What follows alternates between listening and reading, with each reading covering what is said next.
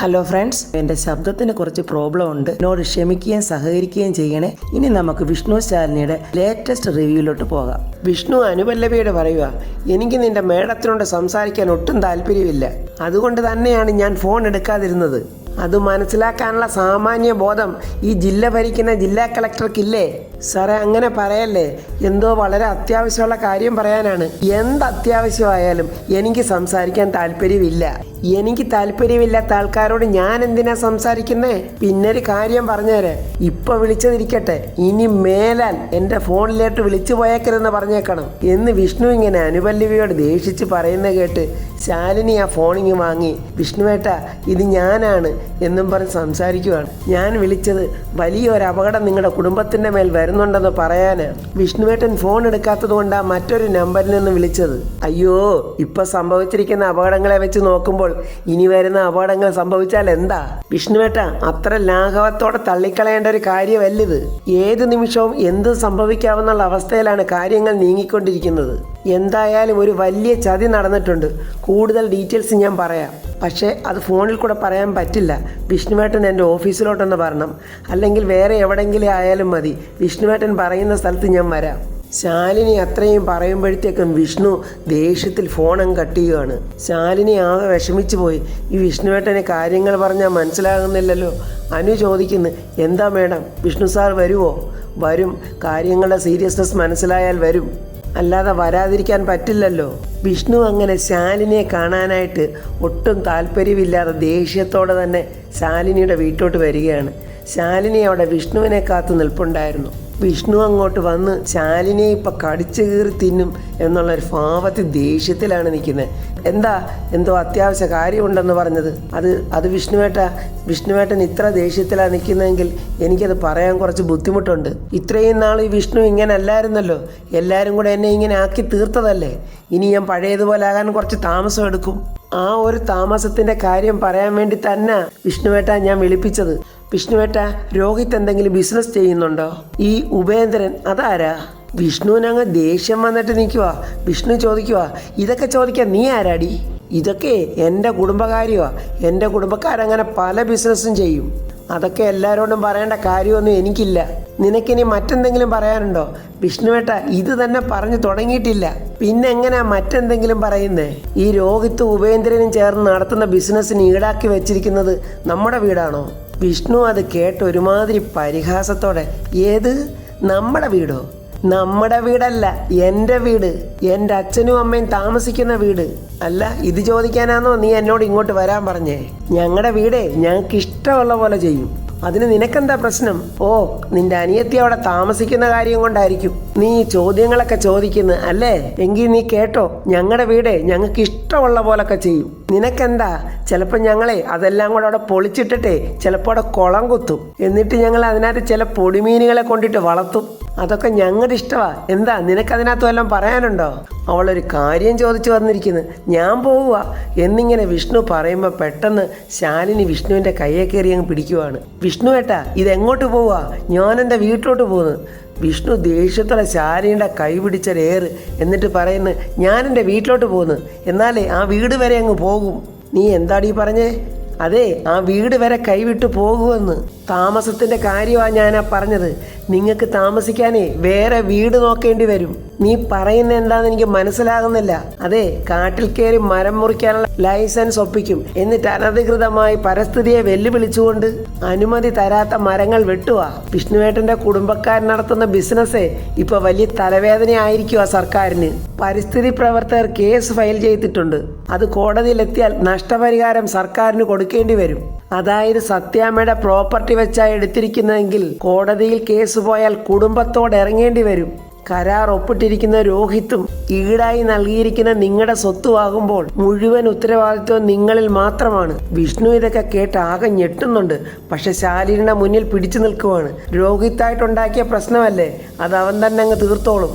അവനായിട്ട് തീർത്തുകൊള്ളുമെന്ന് ഉദ്ദേശിക്കുന്നതേ നിങ്ങളുടെ സ്വത്തുക്കളെല്ലാം സർക്കാർ കണ്ടെത്തുമെന്നാണ് പറഞ്ഞത്. കുടുംബക്കാർ വഴി ഇങ്ങനൊരു ചതി ഉണ്ടാകുമെന്ന് ഓർത്തില്ലല്ലേ?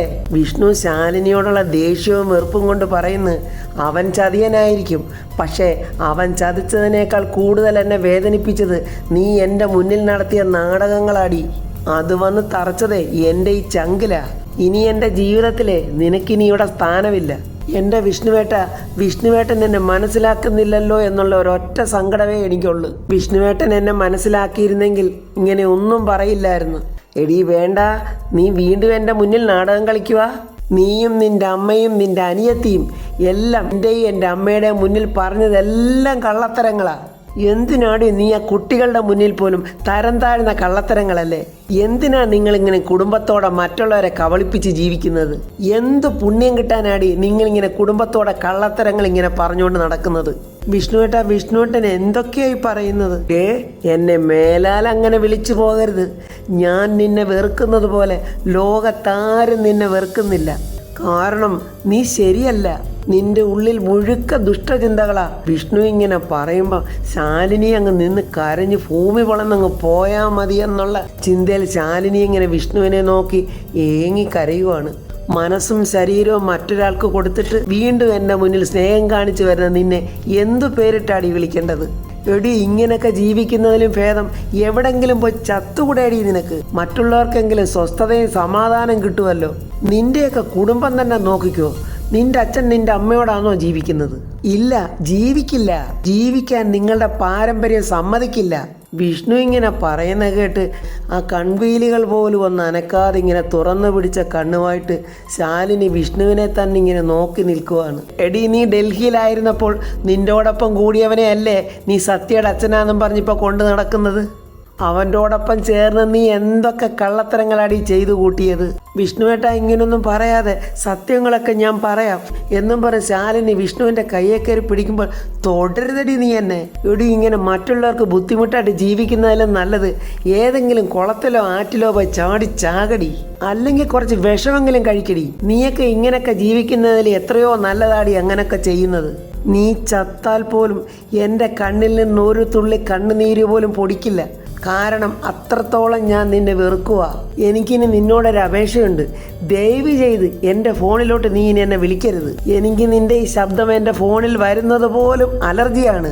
എന്നെ ഇനി മേലാൽ വിളിക്കരുത് എന്നും പറഞ്ഞ് വിഷ്ണു കരഞ്ഞുകൊണ്ട് അവിടെ നിന്ന് ഇറങ്ങി പോവുകയാണ്. വിഷ്ണുവിൻ്റെ ഈ ക്രൂരമായ വാക്കുകളെല്ലാം കേട്ട് വിഷ്ണു ഇങ്ങനെ പോകുന്നതും കണ്ട് ശാലിനി ഒരു പ്രതിമ പോലെ ഇങ്ങനെ അവിടെ നോക്കി നിന്നിട്ട് ശാലിനി തലചുറ്റി അവിടെ അങ്ങ് വീഴുവാണ്. രോഹിത്താണെങ്കിൽ സുസ്മിത പറഞ്ഞ വാക്കുകളൊക്കെ തന്നെ വീണ്ടും വീണ്ടും ഓർക്കുകയാണ്. പപ്പിയെ പ്രസവിച്ചത് ശ്യാമയല്ല, നിന്റെ ഭാര്യ ശ്യാമയ്ക്ക് പ്രസവിക്കാനും കഴിയില്ല എന്നിങ്ങനെ പറഞ്ഞത് അവൻ്റെ കാതിലിങ്ങനെ അങ്ങ് മുഴങ്ങിക്കൊണ്ടിരിക്കുകയാണ്.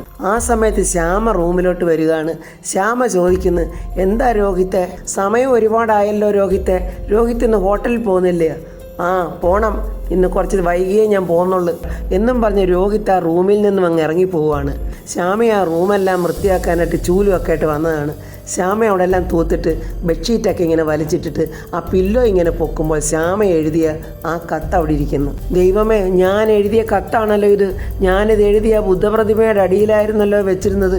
ഇതാരാ ഇവിടെ കൊണ്ട് വെച്ചത്? ഇതാരുടെയോ കയ്യിൽ കിട്ടിയിട്ടുണ്ടല്ലോ. ഇതാരാ വായിച്ചത്? ഏത് ശപിക്കപ്പെട്ട നേരത്താണ് ദൈവമേ എനിക്കിത് എഴുതാൻ തോന്നിയത്? ആർക്കായിരിക്കും ഈ കത്ത് കിട്ടിയത്? ഇത് ആർക്കോ കിട്ടിയത് കൊണ്ടാണല്ലോ അവരിത് ഇവിടെ കൊണ്ട് വെച്ചത്. ഇനി രോഹിത്തിൻ്റെ കയ്യിലാണോ ഇത് കിട്ടിയത്? രോഹിത്തിൻ്റെ കയ്യിലാ കിട്ടിയതെങ്കിൽ എൻ്റെ ജീവിതം തീർന്നു എന്നിങ്ങനെ ചിന്തിച്ചുകൊണ്ട് ശ്യാമ തലയിൽ കയ്യും വെച്ചുകൊണ്ട് നിൽക്കുമ്പോൾ രോഹിത്ത് അങ്ങോട്ട് കയറി വരുവാണ്. രോഹിത്തിനെ കണ്ടതും പെട്ടെന്ന് ശ്യാമയെ കത്തിങ്ങനെ ചുരുട്ടി പുറകോട്ട് പിടിക്കുവാണ്. എല്ലാം മനസ്സിലാക്കിയ രോഹിത്ത് പെട്ടെന്ന് ശ്യാമയോട് ചോദിക്കുന്നു, എന്താ ശ്യാമേ, സുഖമില്ലേ വല്ലതും? മുഖത്തെന്താ ഒരു പരിഭവം? രോഹിത്ത് ഇങ്ങനെ പറഞ്ഞുകൊണ്ട് അകത്തോട്ട് ഓരോ ചുവട് വെക്കുമ്പോഴും ശ്യാമ അങ്ങ് വിറയ്ക്കുവാണ്. ഇല്ല രോഹിത്തെ, എനിക്കങ്ങനെ പ്രത്യേകിച്ച് കുഴപ്പമൊന്നുമില്ല എന്നും പറഞ്ഞ് പുറത്തോട്ട് പോകാൻ ശ്യാമ ഒരുങ്ങുമ്പോൾ പെട്ടെന്ന് രോഹിത്ത് അവളുടെ കയ്യെ കയറി പിടിച്ചിട്ട് പറയുന്നു, പിന്നെ എനിക്കാണോ കുഴപ്പം? എൻ്റെ കണ്ണുകൾക്കാണോ കുഴപ്പം?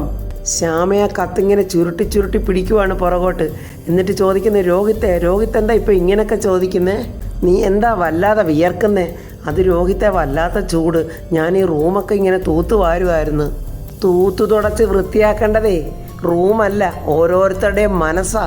ഉള്ളിൽ അടിഞ്ഞുകൂടി കിടക്കുന്ന ദുഷിച്ച ചിന്തകളെല്ലാം മനസ്സിൽ വെച്ചിട്ട് പുറമേ എത്ര ചിരി വരാൻ ശ്രമിച്ചാലും അത് മുഖത്ത് പ്രതിഫലിക്കും. ഞാനിപ്പോൾ നിന്റെ മുഖത്ത് കാണുന്നതും ആ ഒരു ഭാവമാണ്. നീ എന്തെങ്കിലും എന്നിൽ നിന്ന് ഒളിപ്പിക്കുന്നുണ്ടോ? ശ്യാമയാകെ വിറച്ചോണ്ട് പറയുക, ഇല്ല രോഹിത്തിന് അങ്ങനെ തോന്നുന്നതാ. എനിക്ക് അപ്പുറത്ത് വേറെ ജോലിയുണ്ട്, ഞാൻ പോട്ടെ എന്നിങ്ങനെ ശ്യാമ പറയുമ്പോൾ അവളെ കയ്യെ പിടിച്ച് വലിച്ചവിടെ നിർത്തുവാണ്. ശരിയായിരിക്കാം, എല്ലാം എൻ്റെ തോന്നലാ. അങ്ങനെ ആയിരിക്കണേ എന്നുള്ള പ്രാർത്ഥനയിലാണ് ഞാനിവിടെ നിൽക്കുന്നതും. കാരണം ഒരുപാട് ചതി കിട്ടി കടന്നു വന്നവനാ. അതുകൊണ്ട് മറ്റൊരു ചതി മനസ്സിലാക്കാൻ അതിന്റെ ബാലപാഠം നോക്കി പോകേണ്ട കാര്യം എനിക്കില്ലല്ലോ. രോഹിത്ത് എന്തൊക്കെയോ മനസ്സിൽ വെച്ചാണല്ലോ സംസാരിക്കുന്നത്. നിന്റെ ഉള്ളിൽ കള്ളം ഉള്ളത് കൊണ്ടാ ശ്യാമേ നിനക്ക് അങ്ങനെയൊക്കെ തോന്നുന്നത്. തെറ്റ് അത് നീ ചെയ്തിട്ടുണ്ടോയെന്ന് നീ തന്നെ നിന്റെ മനസ്സിലിട്ട് ചോദിച്ചു നോക്ക്. എന്നിട്ട് നീ ചെയ്ത ആ തെറ്റിന്റെ ആഴം ഒന്ന് അളക്ക്. അപ്പോൾ നിനക്ക് മനസ്സിലാവും ലോകത്തിലെ ഏറ്റവും വെറുക്കപ്പെട്ട സ്ത്രീയുമായി നിന്റെ മുഖത്തിന് സാമ്യമുണ്ടോ എന്ന്. നീ തന്നെ സ്വയം ഒന്ന് ചിന്തിച്ചു നോക്ക്. രോഹിത്തിന്റെ ഓരോ വാക്കുകൾ കേൾക്കുമ്പോഴും ശ്യാമയ്ക്ക് ഉറപ്പായി കണ്ടിരിക്കുവാണ് രോഹിത്താണ് ഈ കത്ത് വായിച്ചതെന്ന്. രോഹിത്ത് പറയുന്ന ഒന്നും എനിക്ക് മനസ്സിലാകുന്നില്ല, എനിക്ക് കുറച്ച് പണി ഒതുക്കാനുണ്ട് എന്നും പറഞ്ഞ് ശ്യാമ വീണ്ടും പോകാനൊരുങ്ങുമ്പോൾ രോഹിത്ത് അവളുടെ കൈക്ക് പിടിച്ച് വീണ്ടും വലിച്ചു നിർത്തുവാണ്. നീ എന്തൊതുക്കാനാണ്? ഇത്രയും കാലം ഒരേ മനസ്സും ഒരേ ചിന്തയുമായി ഒപ്പം നിന്ന എന്നെയാ നീ ആദ്യം ഒരിക്കൽ ഒരിടത്തിരുത്തിയത്. പിന്നെ എൻ്റെ ഒപ്പം നിന്ന സ്വന്തം ബന്ധമെന്ന് പറയുന്ന എല്ലാവരെയും നീ ഒതുക്കി. നീയാടി പെണ്ണ്. രഹസ്യങ്ങൾ സൂക്ഷിക്കുന്നതിന് പെണ്ണുങ്ങൾക്കുള്ള കഴിവ് നീ ഒന്നുകൂടെ തെളിയിച്ചിരിക്കുവാടി. ഇത്രയൊക്കെ ചതി എന്നോട് കാണിക്കാൻ എന്ത് തെറ്റാടി ഞാൻ നിന്നോടൊക്കെ ചെയ്തത്? രോഹിത്ത് എന്തോ ഈ പറയുന്നേ? അതേടി, ഞാൻ നിന്നെ ആത്മാർത്ഥമായി സ്നേഹിച്ചതാണോ ഞാൻ ചെയ്ത തെറ്റ്? പറയടി, എന്തിനാടി എന്നോട് ഇത്രയും വലിയ ചതി ചെയ്തതെന്ന് പറയടി. രോഹിത്തിനെ ആരോ എന്തോ പറഞ്ഞ് തെറ്റിദ്ധരിപ്പിച്ചിരിക്കുക. അത് വെച്ചോണ്ടാ രോഹിത്ത് ഇങ്ങനെയൊക്കെ സംസാരിക്കുന്നത് എന്നും പറഞ്ഞ് വീണ്ടും ശ്യാമ പുറത്തോട്ട് പോകാൻ ഒരുങ്ങുമ്പോൾ രോഹിത്ത് അവളെ പിടിച്ച് കട്ടിലോട്ടങ്ങ് തള്ളുവാണ്. എവിടോട്ടാടി നീ ഇത്ര തിരക്ക് പിടിച്ച് പോകാൻ പോകുന്നത്? ഈ സമയത്ത് വിഷ്ണുവിൻ്റെ കാർ അങ്ങോട്ട് വരുന്നുണ്ട്. വിഷ്ണു ആ കാറിൽ നിന്ന് ഇറങ്ങി നടന്നു വരുന്നുണ്ട്. ഞാൻ എന്താ നിന്നോട് ഇങ്ങനെയൊക്കെ സംസാരിക്കുന്നതെന്നേ നിന്റെ പിന്നിൽ ചുരുട്ടി പിടിച്ചിരിക്കുന്ന ആ കത്ത് പറഞ്ഞില്ലേ ശ്യാമേ? ദൈവമേ, രോഹിത്തിൻ്റെ കയ്യിലായിരുന്നോ കത്ത് കിട്ടിയത്? രോഹിത്ത് എല്ലാം വായിച്ചറിഞ്ഞല്ലോ. ഞാൻ ഇനി എന്താണ് രോഹിത്തിനോട് പറയേണ്ടത് എന്ന് ചിന്തിക്കുമ്പോൾ രോഹിത്ത് അവിടെ കയ്യിൽ ആ കത്തിങ്ങ് പിടിച്ച് വാങ്ങിക്കുവാണ്. എന്താണ് ഈ കത്തിൽ എഴുതിയിരിക്കുന്നത്? ഈ കത്ത് നീ എഴുതിയതല്ലേ? ഈ കത്തിൽ എഴുതിയിരിക്കുന്നതൊക്കെ ശരിയല്ലേ? ആണോന്നാ നിന്നോട് ചോദിച്ചത്. ഈ കത്തിൽ എഴുതിയിരിക്കുന്ന കാര്യങ്ങളൊക്കെ സത്യമാണെങ്കിൽ എന്തിനായിരുന്നു ശ്യാമേ എന്നെ ഈ വിഡ്ഢിവേഷം കെട്ടി ഇങ്ങനെ ആടിച്ചത്? ഒരല്പം വിഷം വാങ്ങി ചോറിലോ ചായയിലോ കലർത്തി എനിക്ക് തന്ന് എന്നെ അങ്ങ് അവസാനിപ്പിച്ചിരുന്നെങ്കിൽ ഇതിനേക്കാളും അന്തസ്സുണ്ടായിരുന്നല്ലോ ശ്യാമേ. ശ്യാമയ്ക്കൊന്നും പറയാൻ പറ്റുന്നില്ല. ശ്യാമ പൊട്ടി കരഞ്ഞുകൊണ്ട് രോഹിത്തെ നീ ഒന്നും പറയണ്ട. ഒരാണും പെണ്ണും കെട്ടവനെ പോലെ എന്നെ ഇവിടെ ജീവിപ്പിച്ചില്ലേ നീ? രോഹിത്തെ, അങ്ങനല്ല. ലോകത്തിൽ ഏതെങ്കിലും ഒരാണുങ്ങൾ സഹിക്കുവോടി ഇത്? ചതിയും വഞ്ചനയും മാത്രമല്ലല്ലോ നീ എൻ്റെ അടുത്ത് കാണിച്ചത്. എൻ്റെ ജീവനായി എല്ലാം എൻ്റെ സ്വന്തമെന്ന് കരുതി താലോലിച്ച് കൊണ്ടുവന്നതെല്ലാം ഒരൊറ്റ നിമിഷം കൊണ്ട് നീ എൻ്റെതല്ലതാക്കിയില്ലേ? എടി, എങ്ങനെയാടി ഞാൻ ഇതൊക്കെ ക്ഷമിക്കുന്നത്? എൻ്റെ രോഹിത്തെ എന്നും പറഞ്ഞ് ശ്യാമ കരയുവാണ്. എങ്ങനെയാടി എനിക്ക് കിടന്നാൽ ഉറക്കം വരുന്നത്? ആത്മഹത്യ ചെയ്യാത്തത് എന്താണെന്ന് ഞാൻ എന്നോട് തന്നെ ചോദിച്ചുകൊണ്ടിരിക്കുന്ന നിമിഷങ്ങളാ ഇപ്പോഴീ കടന്നു പോകുന്നത്. ചതിയും വഞ്ചനയും മാത്രമല്ല, എൻ്റെ വിശ്വാസങ്ങളെ കൂടിയാ നീ ഇവിടെ ഒരു തുണ്ട് പേപ്പറിൽ തകർത്തെറിഞ്ഞത്. രോഹിത്തെ, അത് ഞാൻ എൻ്റെ അപ്പോഴത്തെ മാനസികാവസ്ഥയിൽ എഴുതിപ്പോയതാ. ഇതിൽ പറയുന്നതൊന്നും സത്യമല്ലെന്നാണോടി നീ ഇനി പറയാൻ പോകുന്നത്? നിന്റെ ഈ പുഴുത്ത നാവ് കൊണ്ട് ഇനി ഇതിനെ നീ ന്യായീകരിക്കരുത് ശ്യാമേ. എല്ലാം അറിഞ്ഞിട്ടും മനസ്സിലാക്കിയിട്ടും മരിക്കാതെ പിടിച്ചു നിൽക്കുന്ന ഒരാളാണ് ഞാൻ. ഇനിയും നീ എൻ്റെ മുൻപിൽ നിന്ന് നാടകം ആടരുത്. ആടിയാൽ എൻ്റെ കൺമുന്നിൽ നിന്ന് നീ ജീവനോടെ പോവില്ല. എന്താടി ഇത്? ഗർഭിണിയാണെന്നും പറഞ്ഞ് ഒരു കുടുംബത്തെ മുഴുക്ക പറ്റിക്കുക. ഇതിങ്ങനെ രോഹിത്ത് പറയുമ്പോൾ വിഷ്ണു അതിങ്ങനെ കേട്ടോണ്ട് കയറി വരുവാണ്. എന്നിട്ട് ചേച്ചി പ്രസവിച്ച കുഞ്ഞിനെ വാങ്ങിച്ച് ഭർത്താവ് പോലും അറിയാതെ സ്വന്തം കുഞ്ഞാണെന്നും പറഞ്ഞ് വളർത്തുക. ഇതിനെയൊക്കെ ചതിയെന്നല്ലാതെ മറ്റെന്ത് വാക്കാടി പറയേണ്ടത്? രോഹിത് പറഞ്ഞ വാക്കുകളെല്ലാം വിഷ്ണു കേട്ട് വിഷ്ണു ഒരു പ്രതിമ കണക്കങ്ങനെ ഞെട്ടി നിൽക്കുകയാണ്. ദൈവമേ, പപ്പിയും സത്യയും വിഷ്ണുവിൻ്റെ മക്കൾ തന്നെയാണെന്ന് വിഷ്ണു തിരിച്ചറിയുകയാണെന്ന് തോന്നുന്നു. ശാലിനി നിഷ്കളങ്കയാണെന്നും പതിവ്രതയാണെന്നും ഒക്കെ വിഷ്ണു തിരിച്ചറിയും. അപ്പോൾ ഫ്രണ്ട്സ്, ഇതിൻ്റെ അടുത്ത വീഡിയോയുമായി നാളെ കാണാം. എൻ്റെ വീഡിയോ ഇഷ്ടപ്പെട്ടാൽ ലൈക്കും കമൻസും, സബ്സ്ക്രൈബ് ചെയ്യാത്തവർ സബ്സ്ക്രൈബ് ചെയ്യണേ.